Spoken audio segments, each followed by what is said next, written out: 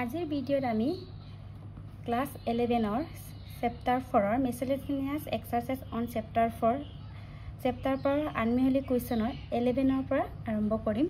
ইয়াত 11 কুৱেশ্যনটো কি কৈছে, আলফা আৰু বিটা দুটা যদি পৃথক জটিল সংখ্যা আৰু মডুলাছ অফ বিটা ইকুৱেল যদি 1 হয় তেনেহলে modulus of beta minus alpha 1 minus alpha bar beta উলিয়াব লাগে। If alpha and beta are different complex number with modulus of beta equal to 1, then find modulus of beta minus alpha 1 minus alpha bar beta. আমাক given কি দিয়া আছে, এটো দিয়া আছে, এটো দিয়াতে তোমালোকে এটো z square equal to z modulus of z square equal to z bar এটো মনে ৰাখিব লাগে। এটো ফৰ্মুলা আমি এটা ব্যৱহাৰ কৰিম। তা এটোটা আমাৰ মডুলাছ অফ স্কয়াৰ নাই, আমি স্কয়াৰটো লগাই লম প্ৰথমে, তেতিয়া আমি এটো ফৰ্মুলা ব্যৱহাৰ কৰিব পাৰিম। কি হ'ব, এটা জেডৰ ঠাইত কি আছে, beta minus alpha 1 minus alpha bar beta, beta minus alpha 1 minus alpha beta, আকৌ beta minus alpha 1 minus alpha bar beta. এই বাৰটো দেখিছেনে, এইটো আমি ইয়াত লগাই দিম। তাৰ পিছত আমাৰ কি হ'ব, beta minus alpha 1 minus alpha bar beta. এইটা বাৰখিনি আমি কি হ'ব এনেকৈ লিখাৰ পিছত কি হয়গে, আমাৰ প্ৰত্যেকতে বাৰ নিজৰ নিজৰ ভাগে বহে।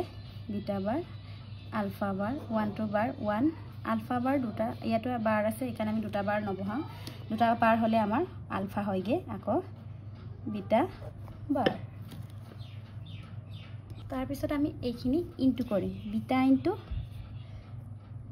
বিটা বাৰ, বিটা ইনটু আলফা বাৰ, আকৌ minus ULFA into beta bar, আকৌ মাইনাছে প্লাছ আলফা ইনটু আলফা বাৰ। তলতো ঠিক তেনেদৰে আমি 1 ইনটু আলফা বিটা বাৰ হ'ব, আকৌ আলফা বাৰ বিটা বাৰ, আকৌ মাইনাছে প্লাছ আলফা ইনটু আলফা বাৰ, আকৌ বিটা ইনটু বিটা বাৰ। আগৰ ফৰ্মুলা মতে আমাৰ বিটা বাৰ কি আছিলে, beta modulus of beta square, আকৌ beta alpha bar alpha beta bar, এইটো আমাৰ কি হ'ব alpha modulus of alpha square, আকৌ 1 মাইনাছ আলফা বিটা বাৰ, আকৌ alpha bar beta alpha bar কি হ'ব আলফা স্কয়াৰ, আকৌ বিটা স্কয়াৰ। এতিয়া চোৱা আমাৰ কি দিয়া আছে কুৱেশ্যনত, বিটা বাৰ আমাৰ কিমান দিয়া আছে 1 টো আমি বহাই দিলোঁ, 1 স্কয়াৰ কৰিলে আমাৰ 1 হয়। তাৰপৰা beta alpha bar alpha beta bar alpha square, আকৌ minus alpha beta bar alpha bar beta, আকৌ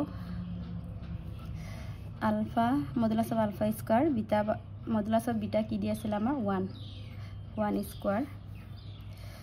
ইয়াতো আমি স্কয়াৰ কৰি 1 টো স্কয়াৰ কৰিলে আমাৰ 1 beta alpha bar alpha beta bar plus alpha square by 1 minus alpha beta bar alpha bar beta, আকৌ 1 টো স্কয়াৰ কৰিলে 1 লগত modulus of alpha square into কৰিলে আমাৰ কি হ'ব alpha modulus of alpha square.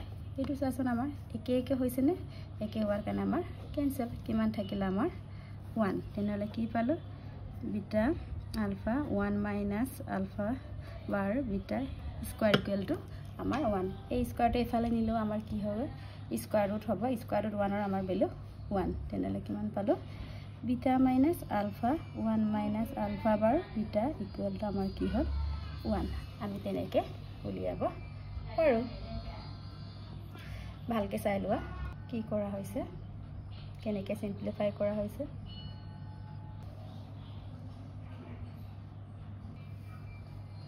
এতিয়া আমি নেক্সট 12 নম্বৰ কুৱেশ্যনটো চাওঁ।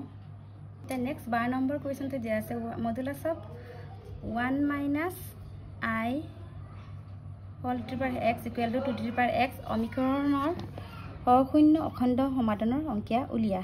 আমাক দিয়া আছে modulus of 1 minus i modulus of whole to the power x.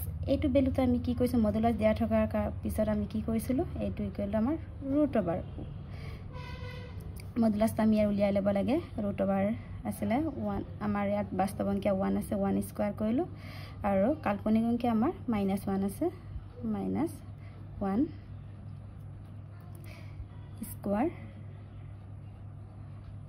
কইলে তাৰ পিছত আমাৰ ব্ৰেকেট কি দিম আমাৰ x ইকুৱেল টু আমাৰ কি দিয়া আছে আমাৰ 2 to the power x দিয়া আছে এটা এইটো ইকুৱেল আমাৰ কিমান হ'ব 1 স্কয়াৰ কইলে 1 minus 1 স্কয়াৰ কইলে আমাৰ 1 x 2 to the power x এই root over means কি আমাৰ 1/2 হয় 1 plus 1 আমাৰ 2 x/2 hall 2 to the power x এতিয়া চোৱাচোন আমাৰ বেস যদি একে হয় ভূমিটো যদি আমাৰ একে হয় পাৱাৰ সমান হ'ব মানে x/2 equal to x আমি এটা সমাধান কৰিম 2 into x 2x equal to x 2x এফালে আনিলে আমাৰ মাইনাস হ'ব 2x minus x কিমান হল আমাৰ x equal to 0 আমি কি পালো x ৰ মান আমি সিম্পলিফাই কৰি কি পালো 0 এতিয়া আমাৰ নিৰ্ণয় সমাধান কি পালো এটাকে নিৰ্ণয় সমাধান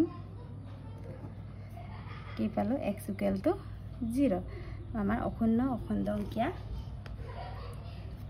বা অখণ্ড সমাধান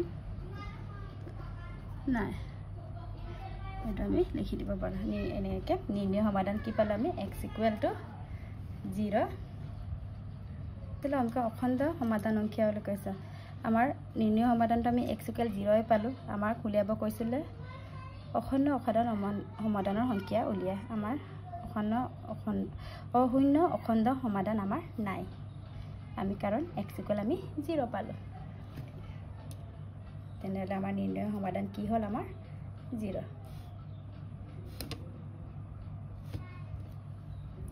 ইয়াৰ পিছৰ কিনি মই নেক্সট ভিডিঅ'ত আলোচনা কৰিম